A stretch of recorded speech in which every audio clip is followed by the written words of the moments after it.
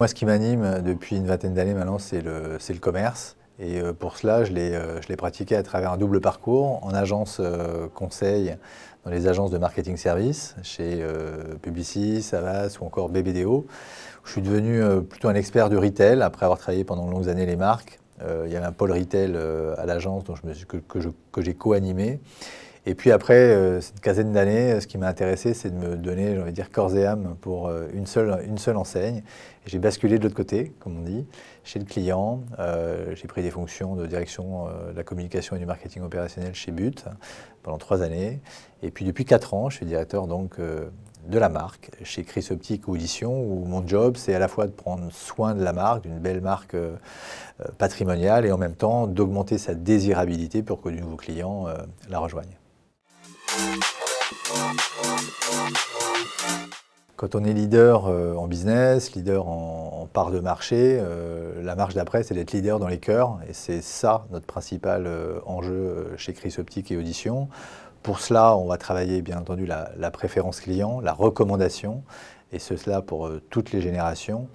Et puis en parallèle, puisque c'est un marché de proximité, et on va avoir un gros enjeu de développement de notre maillage, que ce soit en optique, que ce soit en audition, pour être encore au plus proche des besoins des Français.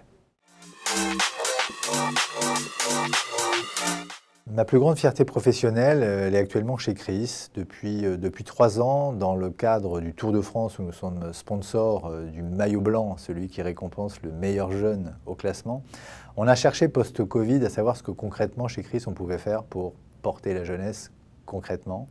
Et on s'est engagé dans une démarche où, depuis 3 ans maintenant, on est engagé auprès de l'AFEV, qui est l'association de la Fondation des étudiants pour la ville, qui fait du mentorat auprès de jeunes écoliers, collégiens, lycéens en difficulté scolaire, mais qui ont envie de s'en sortir.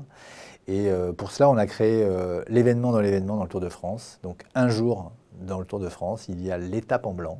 Et ce jour-là, on mobilise tous les spectateurs, les téléspectateurs, les gens en interne à se mettre en blanc. Et en contrepartie, à la fin de la journée, on remet un chèque à la FEV d'environ 60 000 €, ce qui leur permet de se développer encore dans d'autres quartiers. Donc une vraie fierté.